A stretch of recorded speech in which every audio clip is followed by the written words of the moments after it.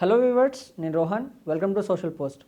ఎంసెట్ కౌన్సిలింగ్లో ముఖ్యంగా స్టూడెంట్స్ చేసే తప్పులేంటి, ఎలాంటి మిస్టేక్స్ మనం చేయకుండా ఉండాలి, వెబ్ ఆప్షన్స్ ఎలా పెట్టుకోవాలి, కాలేజ్ని ఎలా చూస్ చేసుకోవాలి, కాలేజ్లో మెయిన్గా మనం చూడాల్సినవి ఏంటి, అండ్ ఒక కాలేజ్లో ప్యాకేజ్ని బట్టి జాయిన్ అవ్వాలా, బ్రాంచ్ని బట్టి జాయిన్ అవ్వాలా, లేకపోతే కాలేజ్ బ్యాక్గ్రౌండ్ని బట్టి జాయిన్ అవ్వాలా, జాయిన్ అయిన తర్వాత ఫస్ట్ ఇయర్లో ఏం చేయాలి, ఫోర్త్ ఇయర్ లోపు ఏం చేయాలి, ఇలా అనేక డౌట్స్ ఒక స్టూడెంట్కి ఉంటాయి. ఆ డౌట్స్ అన్నీ ఈ వీడియోలో క్లియర్ చేస్తాం.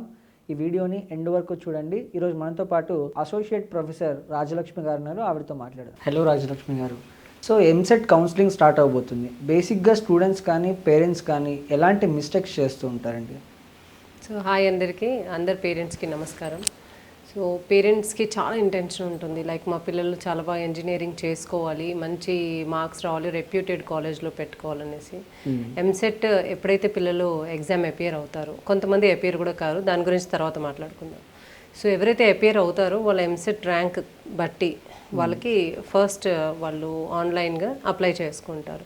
సో అలాంటప్పుడు they have to choose very wisely that A colleges, more than 20 options ఉంటాయి వాళ్ళకి.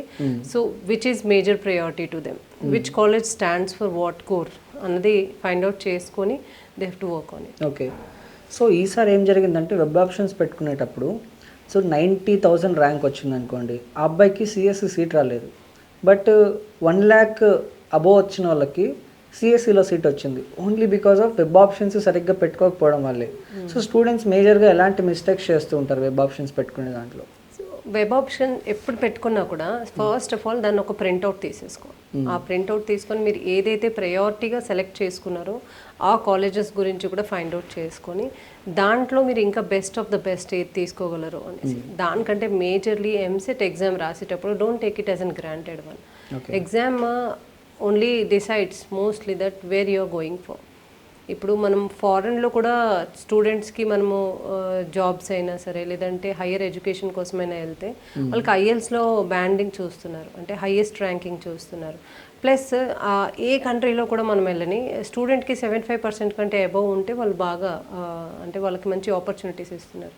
సో ఎంసెట్ కూడా is kind of thing where you have to work better on your self and you have to be very clear. Okay. దాన్ని ఏదో లైట్గా రాసేసి వచ్చాం కదా అనేసి that impacts on your pocket of your parent. అంటే phase 1లో కొంతమందికి సీట్స్ వస్తూ ఉంటాయి, మళ్ళీ సెకండ్ పేస్లో కూడా మళ్ళీ అదే ఆప్షన్స్ పెట్టుకోవచ్చా, లేకపోతే ఎలా ఉంటుంది మేడం ఆ ప్రాసెస్? ఎలా ఫస్ట్ ఫేజ్లో ఎప్పుడైతే మీరు సెలెక్ట్ చేసుకుంటారో ఒక ప్రింట్అవుట్ తీసుకుంటారు. దాని తర్వాత సెకండ్ ఫేజ్లో మీకు ఆప్షన్స్ చూపిస్తారు, అంటే మీరు చూస్ చేసిన కాలేజెస్ లిస్ట్ ఇస్తారు. దాంట్లోంచి మీరు బెస్ట్ కాలేజ్ని సెలెక్ట్ చేసుకున్నారంటే ఫస్ట్ ఫేజ్దే డిలీట్ అయిపోతుంది.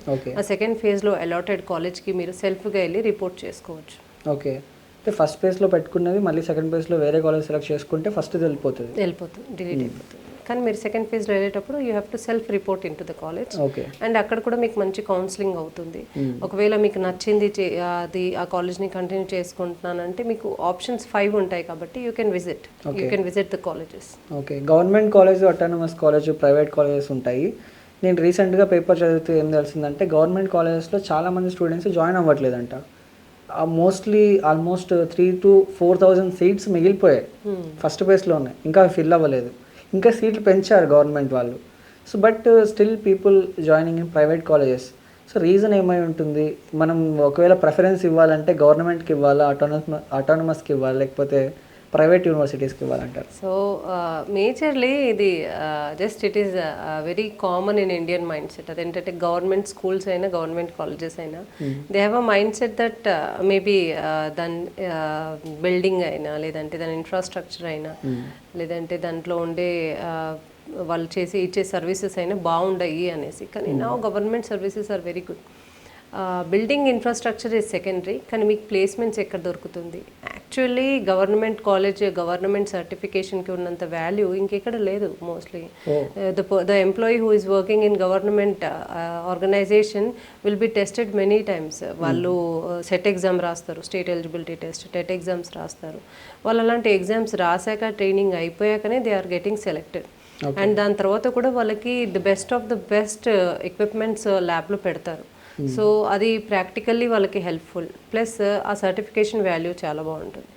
ఇప్పుడు అటానమస్ కాలేజెస్ అంటే yes they have their own criteria, వాళ్ళకి మంచి సిజిపిఏ షార్ట్ చేసే ఛాన్సెస్ ఎక్కువ ఉంటాయి. అంటే they can grab good CGPA and also they can get a good exposure towards the industries, ఎందుకంటే ప్లేస్మెంట్స్ చాలా స్ట్రాంగ్గా ఉంటుంది.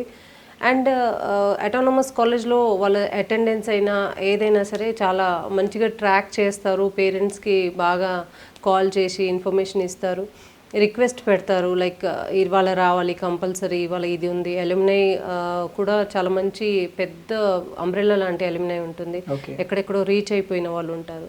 అలా యూనివర్సిటీస్కి వెళ్తే if it goes to private university అక్కడ కొంచెం ఫీజు హైగా ఉంటుండొచ్చు, కానీ అల్యూమినై ఇంకా మనకి ప్లేస్మెంట్స్ అలా అనేసి ఆపర్చునిటీస్, ఇంకా ల్యాబ్స్ అనేసి, లేదంటే ఆడిటోరియం అనేసి, వాళ్ళ కమ్యూనికేషన్ అని, ట్రైనింగ్స్ అనేసి, సిఆర్టీ క్లాసెస్ అనేసి, సో ఇలాంటివన్నీ కూడా వాళ్ళు ప్రొవైడ్ చేస్తారు. సో ఎస్ చూస్ వైజ్లీ, కానీ గవర్నమెంట్ అని తక్కువ చేయలేము, అటానమస్ అని తక్కువ చేయలేము, అలాగే ప్రైవేట్ కాలేజెస్ అని కూడా తక్కువ చేయలేము.